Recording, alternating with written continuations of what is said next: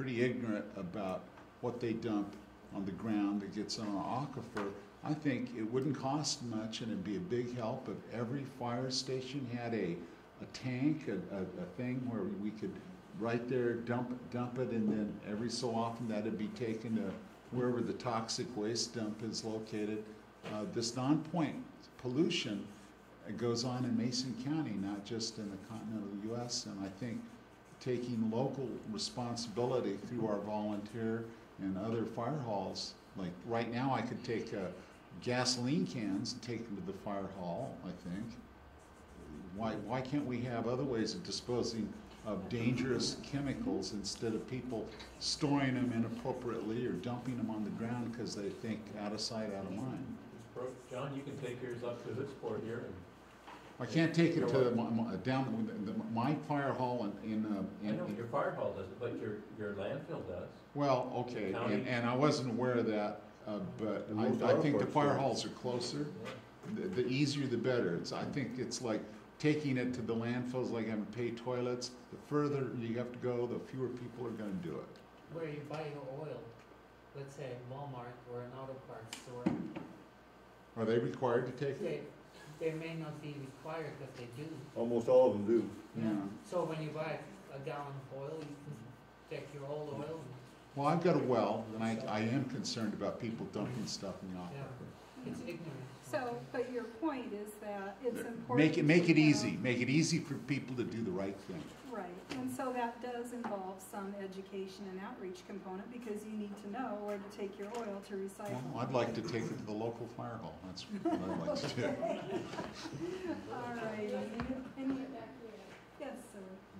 Well, first of all, Loretta, Yes. so you did a real good job of presenting the program.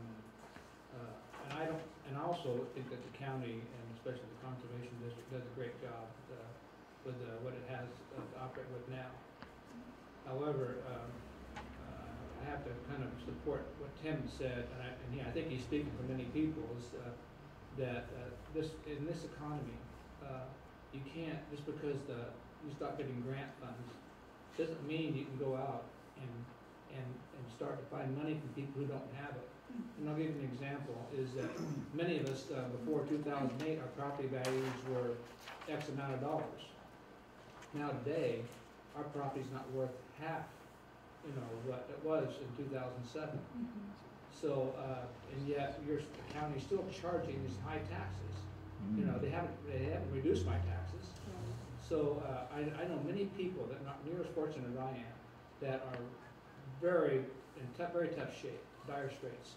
And I'm just thinking that everything you got here, I would say, is very important. However, in this economy, you're going to have to tighten your belt.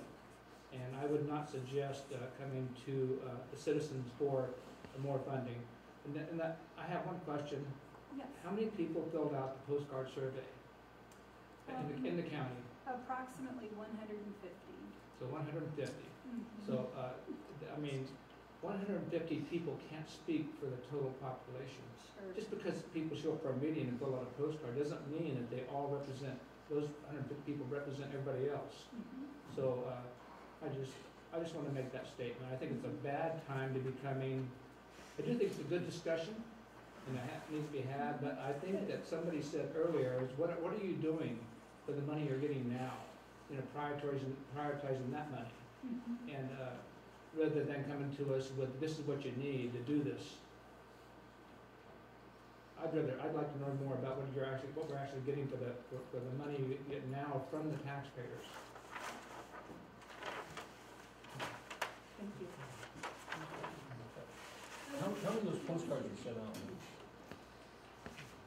A ton. How many to a ton? Precisely a ton.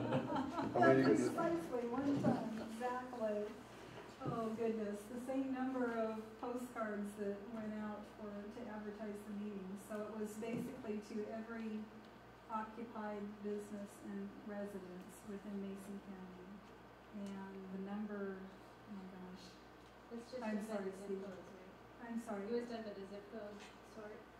It was a zip sort. I want to say 20-some thousand, 29,000. Was it done off of data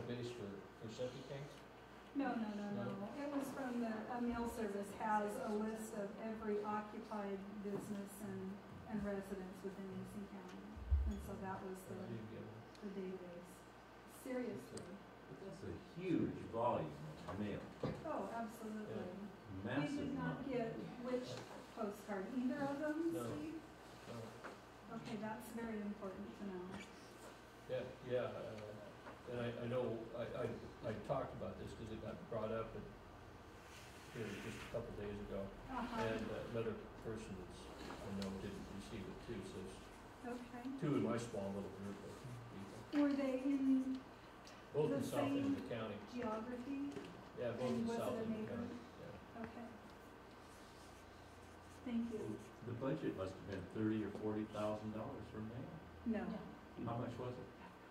How no. much was it? The budget to mail was $4,000. That was the Well, postage. then you had a very small mail. Mm, Politicians do mailings, Thirty- believe me. Thirty- We know.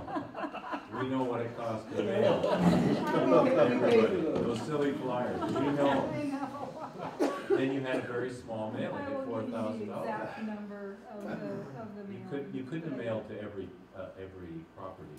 It was not every parcel, Commissioner Sheldon, it was every occupied. So if it was it was an occupied. I've never known, that's why we do. Loretta, how did you handle it when they were non-resident? They don't live here. I mean, they own the property, but they live someplace else. There was not it was not mailed to. You didn't somebody- you didn't mail them out of the county? No, Okay. no. So there's a lot of people you wouldn't send them to. Right, and so for example, if you owned property, if you lived elsewhere and you own property in Mason County, and let's say you had a renter in that property, your renter would have received the postcard because it went to the occupant, if you will, Did you say $4,000 or 4,000? for postage, yes, $4,000 just for postage. yes. You couldn't have mailed it to more than 1,000 people. Oh, I'll get you the numbers. You couldn't have.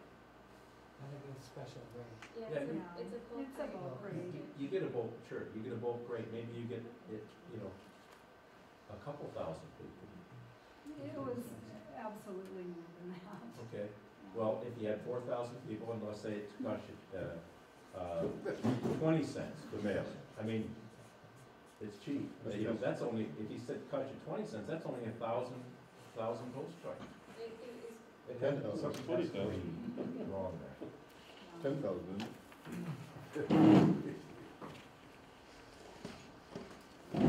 Five to $1. 10,000. You'd only have 10,000.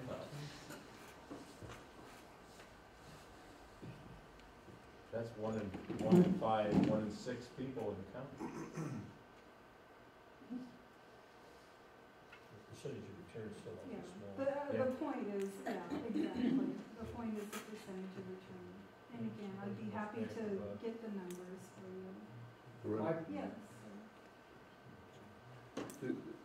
the grand total figure was around 4 million plus. Yes. How much of that is new money? Most likely mostly used for wages, is it? It would be a variety, probably not mostly for wages. The biggest ticket item on that list there is capital construction. And so, of course, that would be buying materials and. This is the breakdown in the inside of your flyer here.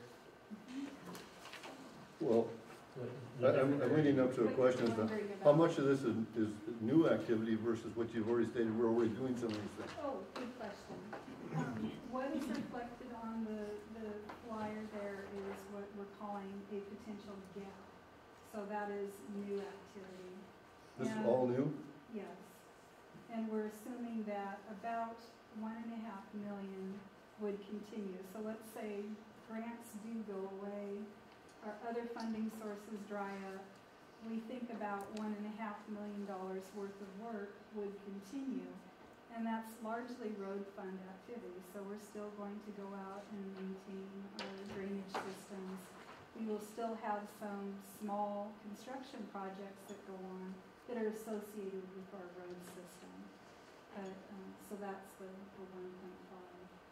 And this is the potential gap.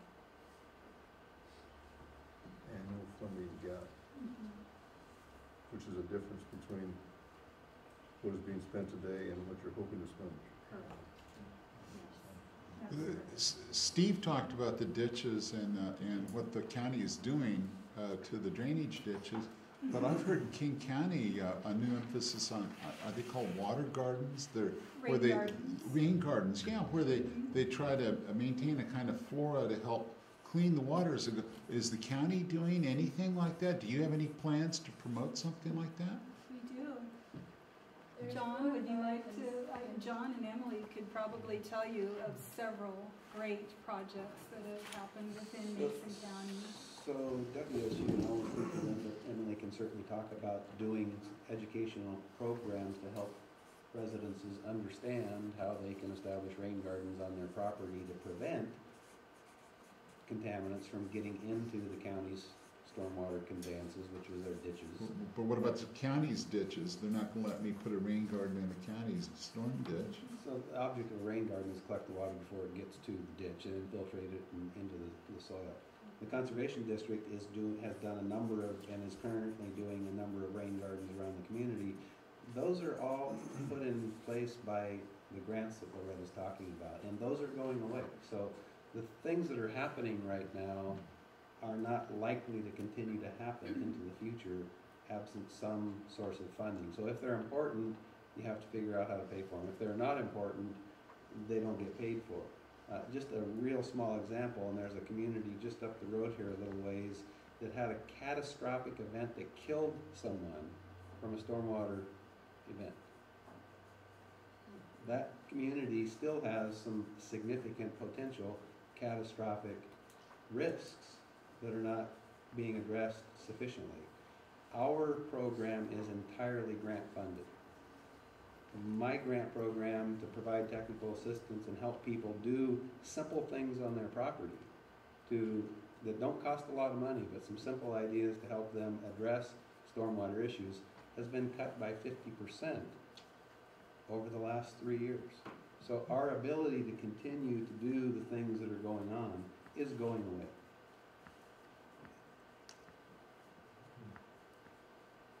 Are these due to federal cuts or state cuts? We're primarily state funded, but we're funded through some federal sources as well, primarily state. Thank you, John. Yes, sir. So, I actually live in the community that John's talking about, and that's why I said that the Conservation District has done a great job in helping what they can. However, it's really a bad time to come to the taxpayers for more money, and so I'd like to know more about a prioritization of the monies they do get, and where, if that money goes, how they prioritize it, so that, then I can be a better judge. Because right now, I mean, I know nothing about, program management at the Conservation District, and I'm assuming it's probably very well done, but same token, I have nothing to weigh, my opinion on this. I don't know where all the monies go that Johns gets in the Conservation District. And so I know it helped me as part of the discussion. Okay. Yes, Steve. I don't view this as an action item this year, next year, but I view this as an identification session. We find out what the problem is, find potential ways to solve this, and everybody sitting here knows that this is not the right time to go looking for money. It just isn't going to happen. But if we have in place a plan for when times do turn around, and we do have the most efficient, best way to do it in hand, it will become a lot easier. And that isn't going to happen this year. It's not going to happen next year. It's not going to turn around that way. So, but it is a good time to identify the problems, sort through all the issues, and be able to hit the ground running when the time is right. Well, and that is very important, and so that's exactly why we're here. So is it important to have construction? Is it important to have education and outreach? Maybe it's important to have these things, but as you say, Steve, it's not funded at this time, but when the funding is ready to roll, then we've got a game plan. So I guess I would ask, even if you totally hate the idea of paying for it, it is still very important to me that you look at the program elements and identify what is important to you, because that does have value, absolutely. I think as a task force member, Steve is saying that that is valuable to him. It's not a vote to, I guess, I would say if you fill this out and say, yes, I like all of these, it's not a vote saying go out and fund it right now, if you will. We want it, how do we get there? Right. Okay. I'm going to go with you because I have not. Well, thank you. Sure. I know it's very insignificant, but even though we're a thinly populated rural county, the significance of this part of the Hood Canal area and Upland Bay going into the Greater Tucson is very important. Is that one of the reasons why we have this meeting right now? Absolutely. And the other thing I was going to say is, who are the large consumers of water here in this county? And who are the large polluters of water? We're looking at businesses here. How does a company like Simpson Lumber, so where do they fit in this picture? What do they do with their stuff? Where is it being dumped? How does it affect the groundwater? And can these, and then there are some businesses like Taylor Shellfish. They benefit from the health of this area for what they're doing. So, can these businesses be more involved in as a funding source? Has anybody ever thought of taxing, I don't know if it still goes on, but there's an outfall here at the Lake Cushman project where it goes down into the canal. And I don't know if it's still going on, but there was a boat or something that fills up some big inflatable plastic thing and sells this water commercially. Clearly, they're a direct beneficiary of clean water. Shouldn't they be taxed for the cost of it? I've never heard of that. No, there's a commercial enterprise taking that outfall water. Oh, yeah. Excuse me, that is so much malarkey, I can't even, it doesn't deserve an answer. There was an article in the paper, Yeah. and there was a proposal, but no one is taking water out of Okay. Lake Cushman and the water going down. At the outfall, they're not Right. taking it? Right, Okay. if you're trying to go up there, but, I mean, it's more misinformation. I give Loretta a lot of credit. She's a messenger trying to get some ideas, and we need to dispel some of the rumors that are bouncing around and say, as we've heard, where's the money going? How could it be better used? How can we there's businesses in Mason County, but there's a lot more people in Mason County that ought to take their oil to be recycled in the proper location. The dumps do have days to take hazardous waste, paint containers and things like this. You don't throw them out on the side of the road. You take them to a place where it can be handled properly. And I think that with this, it's not going to take a giant amount of work, but we've got to let the public know and repeat it. And if they do dump the stuff, then they should be fined. But other than that, I mean, if you're going to talk taxes, you're going to have people go bare their heads and say, you got to be kidding. Aqua gardens, if you notice, the city of Seattle and King County was trying to remove these as hazards that were presenting problems for small children falling into these aquifers that they were using to recycle rain runoff. And and one of the proposals that's been made, and they're taking steps to make this safer by filling some of those things in, not making them as deep as they were. Probably John has a lot more information on some of the stuff like that, but I think we just need to be kind of reasonable and inform the people and dispel a lot of these rumors, this misinformation that bounces around.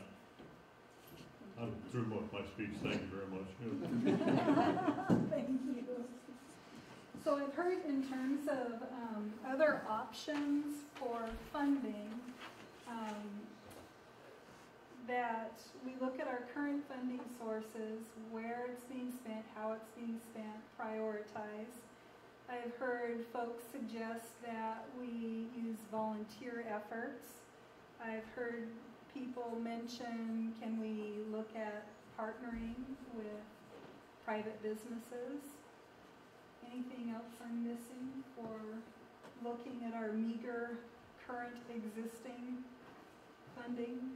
Yes. Well, it's not for the funding part of it, but I think people that live around here are concerned about flooding and erosion problems.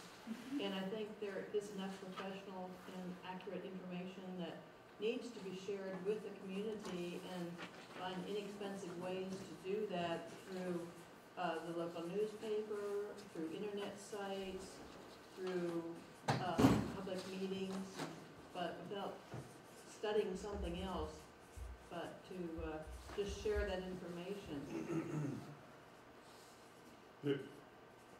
One thing I'd like to add to that, there's a number of organizations that are currently involved in planning to do something, and you'd like to see some follow-through with some of the organizations. I think Tim mentioned a few, but I know that there's WIRA 16 that covers our district, and several people here have been on the planning committee for years, and one of the elements was wastewater runoff. So, I think that if you uniformize some of these groups and have them working all in the same direction, we could really do something to solve some of the problems as cost effectively as possible. Follow through is so very important, and as you know, working on the watershed planning unit, it's one thing to plan and look ahead, but again, it always comes down to, well, how do you carry that plan out? And often we stumble because, again, no bucks, no bucks to carry it out. And so even though we may have great intentions to follow through, that's the roadblock we get. So yes, we would all love to, and we would love to hear ideas on whether it's partnerships or however, that's what we're here to. We'd like to implement and carry those plans out. Your coffee's very good too. Well, I'm glad to hear that. You can thank Emily. I think she was a mix master on the coffee. Any other thoughts, comments, questions? Yes. I just want to add to what Jordan's comment. I always get really nervous when I hear about a new program dealing with water resources, because over the years I've been involved in many, planning efforts and those kinds of things pertaining to water quality in Hood Canal. And so I get a little nervous because I'm thinking, oh my gosh, another, here we go again. I guess my question would be, how can we avoid duplicating the efforts of currently, ongoing organizations' work, and so that we're not falling all over each other or spending money that we don't need to. That would be really important to me, that we look at that, not duplicating, and also coordinating with other groups, like the WIRA 16 planning unit, or the Lower Hood Canal Watershed Coalition. There's lots of stuff going on now I don't know where this kind of coordination could take place, but I think in public education and outreach, most of these groups have some kind of program going on. So. And if you looked at one of the components, well, the very last one about the management and external coordination. I noticed that. That's absolutely taking into account all those existing great groups that are on the ground, have been on the ground, and making sure that we are coordinating and we aren't duplicating efforts. The problem, one of the problems with being grant funded is that the county or WSU or the conservation district, we may have people to coordinate at one time, and then we go away. And there may be a gap for some time where WSU's, the conservation district or the county doesn't have that body. So then you have this big startup of re-educating and reconnecting. And it's very inefficient and it's not very cost effective. And so unfortunately, you know, we do the best we can with the funds we have, but that is one of the very real downsides of working on a grant funded program. Doesn't the state own this water? Technically, under the law, whether it's rainwater, aquifer, surface water, belongs to the state. I got to get a license from the state. Well, then let the state pay for it. You are the state. Commissioner Sheldon. You are the state. Much like little old Mason County. Well, Mason County. The state has their budgets cut, the federal has their budget cut. So it all just trickles down. But the riparian rights all belong to the state. Yes, sir. There's been an issue ongoing for many, many years on the peninsula and in Mason County where we have the sediment loading in the creeks. And the sediment loading has been building up to such a point that that the water is overflowing its banks and flooding, you know, infrastructure. And it appears that even that being recognized, our own laws prevent us from doing anything about it, you know, fisheries laws. So we can't really, you know, in many cases go in and deal with the sediment loading. It's causing the problem, raising the water table and flooding, you know, the streets and people's homes. I mean, some of these things were just our own laws, or you know, won't allow us to fix a problem. And so it's really a statement. I don't expect you to have the answer to that, but it's just really a statement that it's almost futile to try to fix some of these things, because then when you try to do it as a taxpayer, you end up with roadblocks. Actually, I think the conservation district has been fairly successful in helping with some of I have those nothing but roadblocks. good things to say about the conservation district, by the way. Good, because often, Present company accept. Present company accept. They speak the language, they know how to shape a project to meet fish and wildlife concerns, but at the same time, the property owner concerns, alleviate your flooding. They can do a project that's dual duty, help you get the flooding taken care of and maybe improve some habitat at the same time. And so fish and wildlife are happy campers. And that's just one of the fantastic services they provide. Yes? Could you tell us a little bit about the makeup of the task force? Sure, you bet. What interest groups are represented on the task force? You bet. And I'll speak a little bit. I came after the task force was established. That was a bit before my time. So Commissioner Sheldon, Bob, Steve, if I misspeak, jump in and help me out here. But the task force is comprised of 28 citizens. There are 22 have resigned over the course of the time. And out of that group, I'd say we consistently have 16 to 18 members regularly attending. Would you say, Steve and Bob? About that. The group is made up of citizens from different parts of the county. There are shellfish representatives. Bob represents the Lower Hood Canal Watershed Coalition that you referred to earlier.